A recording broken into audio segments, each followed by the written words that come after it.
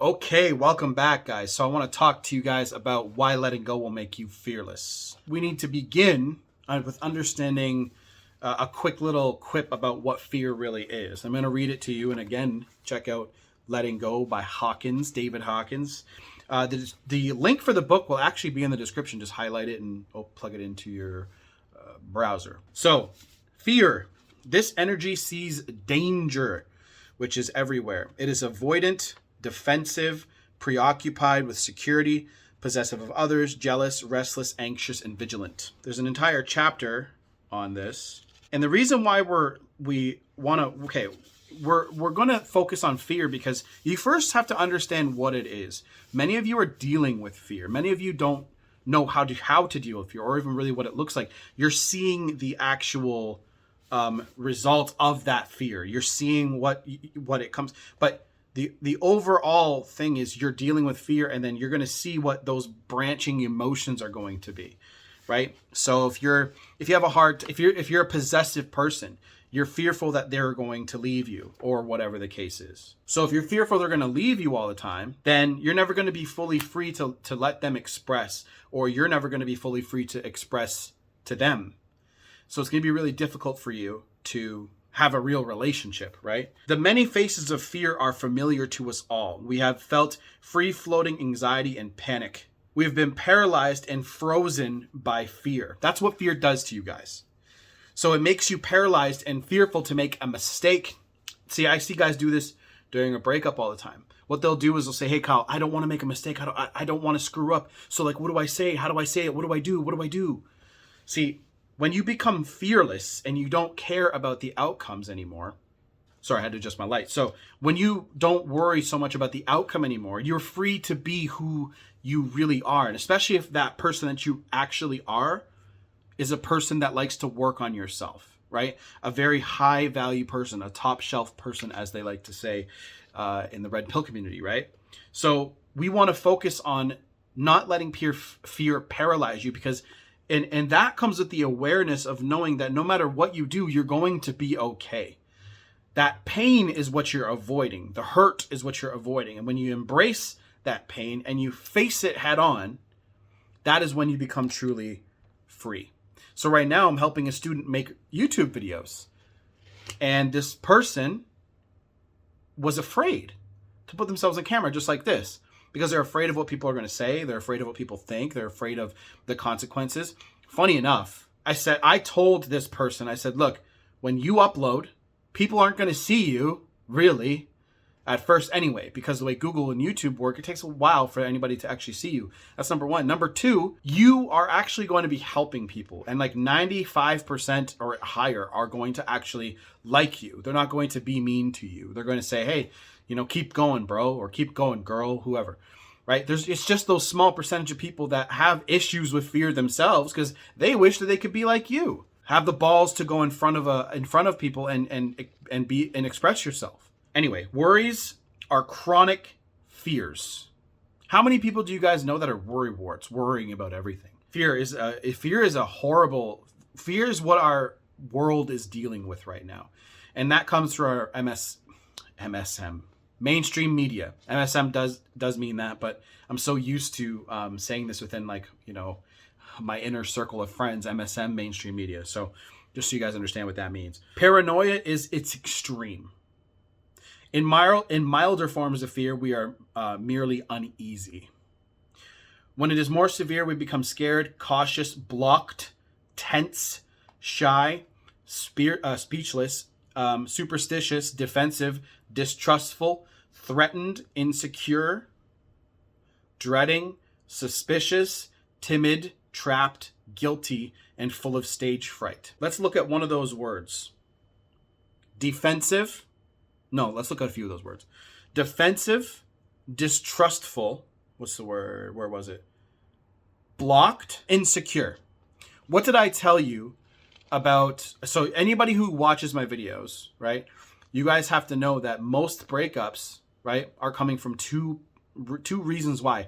And what I mean is women will look at you and they'll say, I'm no longer attracted to you. And they're not thinking it, they're feeling it. They're not attracted to you anymore. And it comes down to two things: insecurity and complacency, or both. So usually a lot of what happens is a guy will actually become complacent and stagnant in his life and become worried and fearful himself individually. And then in the relation, it affects the relationship because him as an individual guy isn't coming forward like he used to with the boldness, the strength that she's used to feeling from you. And then you become insecure because she's walking away and distancing yourself from you. So when that happens, now you're going to be overcompensating and overbearing. And you're going to be like, how do I fix this? I love you. When she's like, I just actually want to back away and distance myself from you. So what most people do in this is they become worried, right? Just like this book says, they're fearful of losing that person. So when you go in and understand actually how fear works, then you're going to see all of the emotions that follow it. And then you go, okay, if I act like that, it's going to push this person away from me.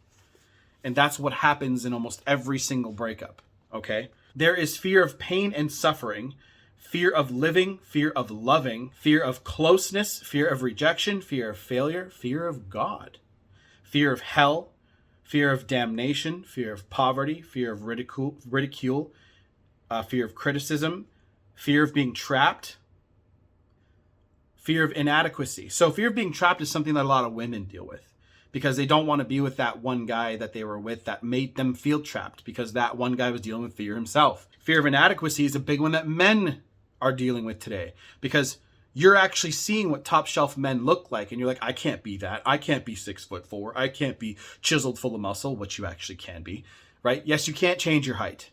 Get the fuck over it. Okay, seriously. Date women that are shorter than you. If there's any guy in here and watching this that is between, 5 foot nothing and 5'7", because those are the guys I hear this the most from, date women that are shorter than you. The only reason you think they care is because you watch content telling you about black pill bullshit. There are parts of that can be kind of true, to be honest. However, every woman that I have ever dated myself, because I'm not very tall myself. I'm 5'10". Okay. So any girl that has ever dated has never said, oh my God, you're so fucking short. And if they were like that, I don't want to date them anyway. Okay. Real, good quality women don't just like you for your height. It's a bonus. Okay. So for example, us men, we're very, very, wrapped up in how a woman looks, right? We're very, oh my God, she's got such a great body, she's got a great face, blah blah blah. But any man who has dated enough women will know that there is a line to be drawn. And if you get a girl that is a 10 in her looks and a 10 personality wise, a unicorn. But what happens with a lot of girls who are extremely, extremely good looking is their personalities are dry as fuck, or they've had some serious issues, right? It just seems to happen that way. It's not all of them, but it seems to happen that way. So there's sort of this perfect zone when you're like, okay, I'd rather date a girl who's a 7 or an 8 with a 10 personality because we need to be attracted to you, right? Same with women, same thing. If you're not attracted to a guy, at least if he matches a lot of those boxes for you, then of course the dude should at least be kind to you, but not like a pushover. Every woman that I've ever talked to was like, I want my guy to be kind to me, but not a pushover. That's what they always say, right? Which just means that you're not going to bend over backwards to make her to make her happy. Because women all fucking know this about themselves. They're kind of crazy. All right. They feel shit. They do weird shit. They're like, oh, fucking no. Right. Dude, listen to if in my days when I was trying to friend zone my way into a girl's, to being in a relationship, if you ever heard 3 or 4 girls talking, they're weirdos, just like us guys.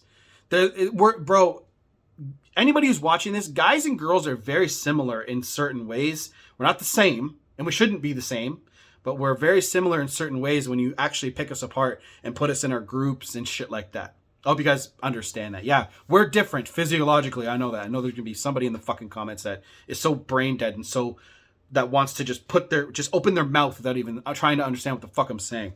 But we're very similar in certain ways. It's actually funny. There's a very good happy place where it's like, okay, the girl I'm dating is a 7 or the girl I'm dating is an 8, but they're pleasant to be around. That is what you guys want, because I promise you, when you go through this book, you're going to read the chapter on peace. And peace is where you want to be as a man. I promise you.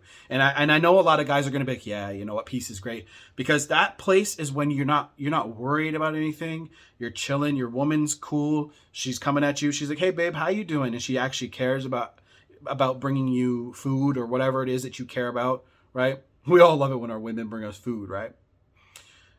Nothing makes me happier than when my woman is thinking about the shit that I love the most and trying to give that to me.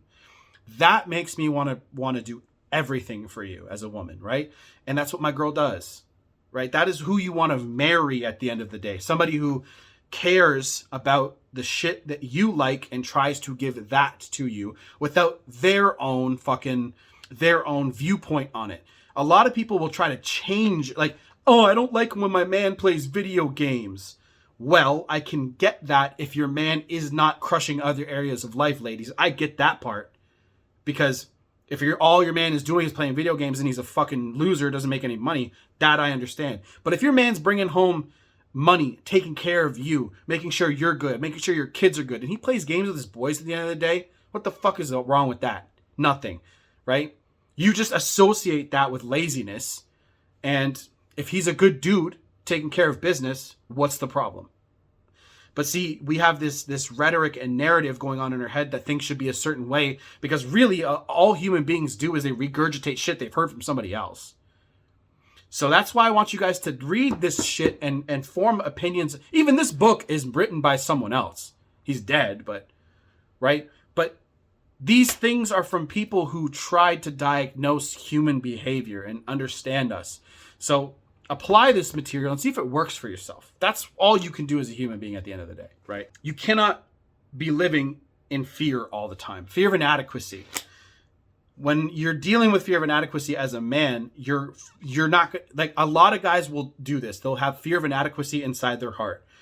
And then what they'll do is they'll get mad when they start getting a little bit ahead and then a setback hits you. I've been hit with setbacks probably 3 or 4 times this year alone. A setback. And you want to know something, guys? Because I'm in an abundant mindset, because all the pressure of needing to provide all this money and all this stuff is gone, I'm like, whatever. But how many times, you probably know people that when a setback hits them, they go into this dark place, right? They become super negative. It takes them weeks, even months to get out of it. It takes me 5 minutes. And that's the work. That is the work. I'm not trying to brag. I'm trying to tell you that if you do the work, you can get there. You can learn how to let go a lot faster by understanding the emotions first, and then understanding, okay, because I'm dealing with fear, I can change that. There's more. Fear of inadequacy, fear of danger, which is obviously a big one. Fear of disapproval. That's a big one too. Fear of boredom. I actually used to deal with that a lot. Fear of responsibility. See, here's another thing about men today. They don't want to take on, or they don't want to have a lot of responsibility because it's scary. Younger men. This is a young man thing, not older men. I used to have this problem myself. I used to be scared of taking on responsibility because I felt inadequate. See, the fear of inadequacy made me feel fear towards responsibility. Fear of making a decision. How many of you guys are in that position right now? Fear of making a fucking decision. If I were to give you have to pick one, right? And I give you a situation, I'm like, pick one quickly. And they're like, right? Because they're like, fuck it. I don't know. I don't want to make a mistake. I don't want to make a mistake. Because they have fear going on in here. And the more fear you have, the more negative emotions you have, the weaker you're going to become because of the vibration you're giving off. There are negative emotions and positive emotions. And there is going to be lower vibrations and higher vibrations, okay? And when you're dealing with a lot of lower vibration, red shit, okay? This is going to be backwards as fuck for you, but when you're dealing with red all the time, you have to understand how it's making you appear to the world around you. So this is why when you're dealing with red emotions, and I'll tell you what the red emotions are right now, okay? Shame, guilt, apathy, grief, fear, and then it jumps up to yellow, which is desire and anger. Okay. And then there's pride sort of turning into green. But pride is not where you want to be. You want to be in courage. Courage is green. But everything I mentioned, you can actually see the arrow here. I know it's backwards, but the arrow here is all downwards or negative emotions, okay? This right here is the change. So if it focuses, that's where the arrows are up and down, okay? So then it goes up, up, up, okay? The only way to get out of those negative and bottom emotions is to act in the higher emotions, okay? It's to start acting with courage. Start acting with neutrality, acceptance, willingness, and reason. When you start acting that way, and those are all in this book, you can read it all. When you start acting that way, you're going to start acting in a higher vibration. That's what you're doing. And then you'll come back down. So you need to know how to go back up. And then you come back down. Go back up. And then once you keep going back up, that's where you're going to want to stay because you don't feel the pain in that time. That's what happens. That's what happens every time. Fear of manipulation. Oh, wait. Woo! There's a lot of these. Fear of making a decision. Fear of authority. Fear of punishment. Fear of change. Fear of loss of security. Fear of violence. Fear of losing control. Holy shit, do I know a lot of guys dealing with that problem. Fear of feelings themselves. People want to become numb. Why do you think people drink so much and do so many drugs? They don't want to feel because it hurts or whatever. You cannot see it becomes this cycle. Fear of manipulation, fear of being found out and being responsible, and fear of fear itself. That's a scary one, eh? I'm scared of being scared. There is, moreover, a cause of fear, which many people are aware, fear of retaliation. This fear arises from the desire to strike out, to hit back, and to attack. As we let go of fear, we find that behind it there's often anger at the object of fear itself. The willingness to let go of fear and overcome it already moves up to the next level, which is anger. The fact that we face this combination of fear and anger feelings and surrender it moves us up instantly to pride and courage. And then it goes into fear of public speaking, and there's like a bunch of sections. There are a bunch of sections like guilt, it goes into like fear of public speaking and fear of public speaking and shit like that. So I know many of you are dealing with anger towards your ex-girlfriend. You're dealing with anger. You're upset because the relationship, first of all, didn't work out, but you're angry at yourself for not knowing the information that I'm telling you and that I tell you during coaching sessions. You're angry at yourself for not knowing, and you need to let that shit go because really you have to accept so getting rid of anger and fear. You have to jump up to acceptance, which is on this. It's a blue emotion in terms of the colors. And I like to keep things simple for the colors. But you have to accept that you've screwed up, accept it, and then be willingness is up there, to let it go. So when you accept that you screwed up and say, okay, I fucked up, that is when you go, okay, you're letting go of the fact that you've done something wrong. Because there's nothing wrong with doing something wrong unless you know that it's wrong and you do it again. Awareness precedes change. If you want to change, you need to be aware of what the fuck you're doing. And that's why coaching is so fucking important. And that's why this work is important. Because when you do this work, you're going to go, oh shit, I'm aware of these lingering emotions that I'm having. I'm scared of falling in love again and getting hurt. That's a big one, right? I'm scared of whatever. And that's why a lot of guys have a hard time letting go, because they don't want to let go. Because if they let go and that girl comes back, they have a fear that it'll happen again. All this will happen again and they'll hurt again. And they can't eat, they can't sleep. And there's this, But you have to be willing to accept what you've done and just go, fuck it, I screwed up. That's a big major step that I took. Because I had a friend tell me, Kyle, you fucked up. So what? Pretty much smacking me upside the head going, dude, let it go, bro. You fucked up, so what? Were you born perfect? That's what they said to me. And I said, absolutely not, no. I didn't. He even said this to me, which I tell my students, did you learn this shit in school? I said, no.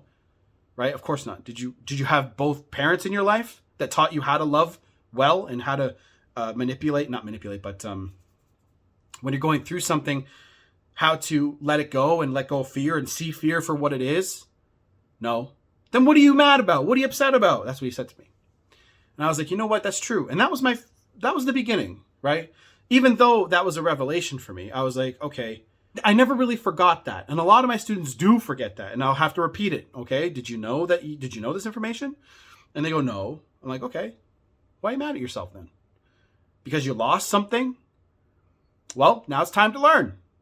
And that's what goes through their head. And they're like, oh shit. Okay, cool. Yeah, bro. So if you want coaching with me, we can dive heavily into this stuff. It's my major focus when we go. So you don't have to deal with this shit again. Because when you deal with your emotions, okay, from past relationships, from the relationship, I mean, sometimes some of you guys are dealing with relationship issues from like 4 relationships ago, and parental shit.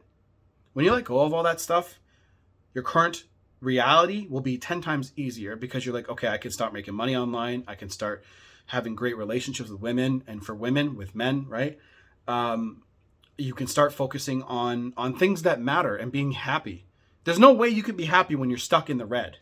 Now that you guys understand what I'm saying, when you're stuck in the red, fear, grief, shame, apathy, all that shit, when you're dealing with those, how do you expect to have a great relationship? Yeah, you might, the feelings that the heaviness might go away, or the intensity might come down. But when that person, the new relationship you get into soon, when that one starts showing the same signs, right? Oh, because maybe women test, they back up, they back off, they let you, wonder what they're doing, right? When a woman does that, you just have to just be like, okay, cool. Like, let me know. Like, are you free next week? Free on Monday? Free on Tuesday? Let's set another date, right? So guys get so caught up in the negative emotions and oh my God, is she going to walk away? Is she going to break up with me? So that's what you guys have to do. Deal with the emotions. That is how you let go of being fearful and scared and blah, blah, blah. Talk to you guys soon. Coaching's down below. Done.